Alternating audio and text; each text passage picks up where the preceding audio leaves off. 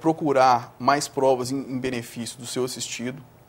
E isso tem ajudado bastante na prestação da assistência jurídica. Agora, infelizmente, Eduardo, não sei como é que funciona lá no teu estado, mas lá no Ceará, essa defesa preliminar, como era a defesa prévia, acaba sendo uma peça apenas... Está me faltando a palavra. Uma peça apenas... figurativa. Por quê? Porque o juiz não chega nem a analisar realmente os argumentos da defesa. Ele apenas faz uma decisão genérica e acaba dando prosseguimento ao processo, alegando dúvida no que tange a autoria e a materialidade. Em caso de dúvida, vamos continuar com o processo. Então, fica uma mera peça figurativa que serve, às vezes, para a gente anexar só o rol de testemunha. E houve alguma alteração, então, na parte recursal? A gente pode falar isso? A parte recursal, ela permanece basicamente a mesma. Não houve nenhuma mudança. Houve a mudança do júri, né? Sim, que é um recurso, sim. porque existe um recurso próprio do júri, que era o recurso do protesto por novo júri. Você pegasse uma pena acima de 20 anos, não é? Você tinha o direito de recorrer pelo novo júri, independente de fundamentação. Não, você não precisava nem fundamentar, bastava solicitar. E hoje esse protesto por novo júri não existe mais, foi extinto. Bom, e aí como é que fica, em termos concretos, como é que fica o caso de quem cometeu um crime antes, por exemplo, dessa reforma e que aguarda o julgamento? Só para a gente falar de um caso concreto, por exemplo, o casal Nardoni, né, que foi um crime de muita repercussão. Aí como é que fica? Eles já são assambarcados por essa reforma ou não? Por se tratar de norma processual, ela se aplica desde já aos processos que estão em andamento. Né? Obviamente, os atos processuais que foram praticados ainda antes dessa última reforma, eles têm validade. Eles são observados. Agora, todos os atos que vierem a ser praticados depois que essas normas entrarem em vigor, eles já seguem a nova legislação.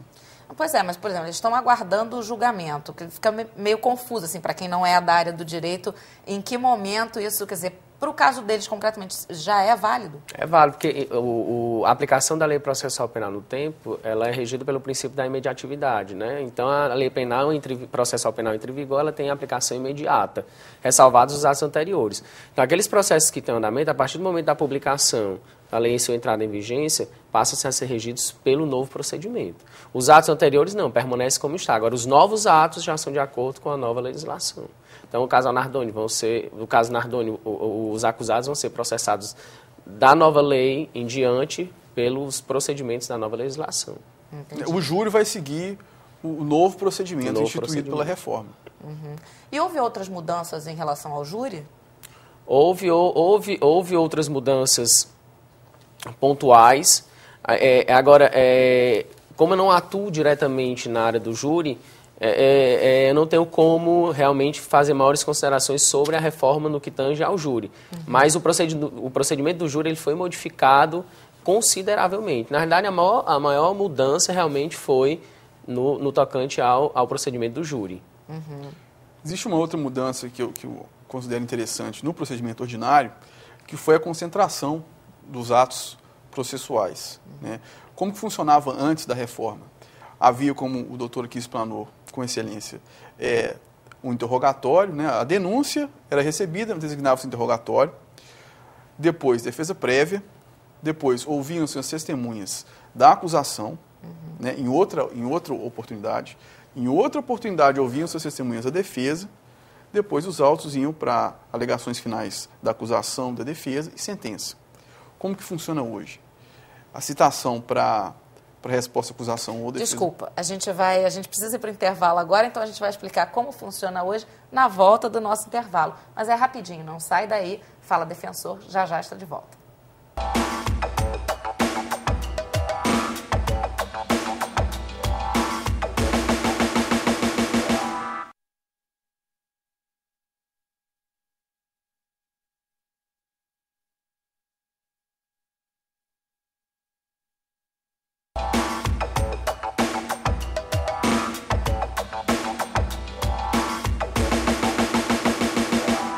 Fala Defensor está de volta hoje com o tema Reforma do Código de Processo Penal.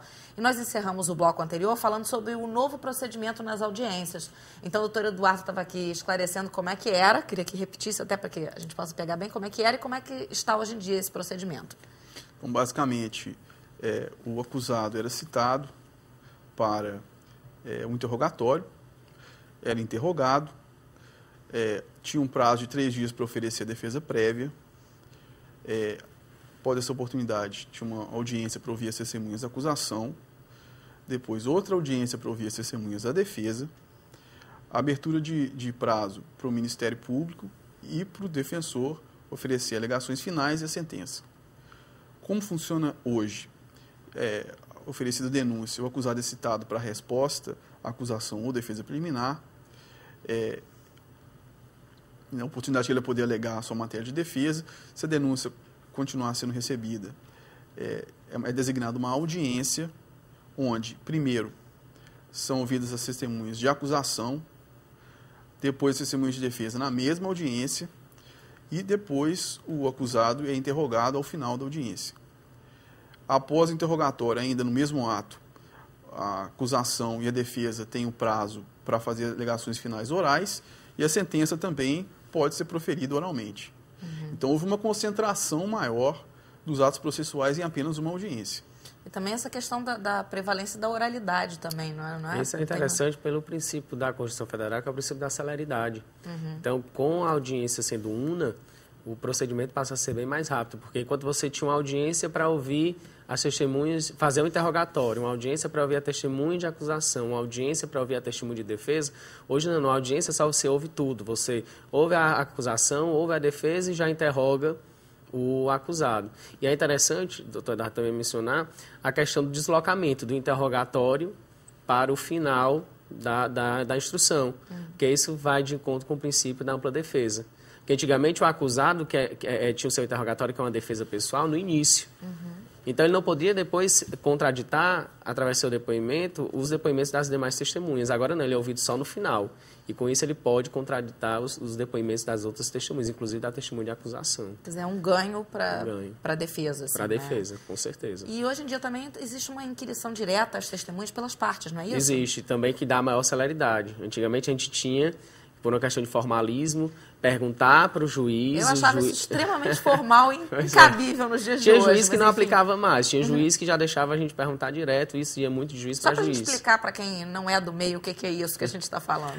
Quando a gente tem direito como defesa e como promotor de justiça na acusação, fazer perguntas também para o acusado ou para as testemunhas. Então, em vez da gente perguntar para ela direto, senhora testemunha, o que é que aconteceu, onde é que a senhora estava no dia tal, a gente tinha que se portar ao juiz. Excelência, gosta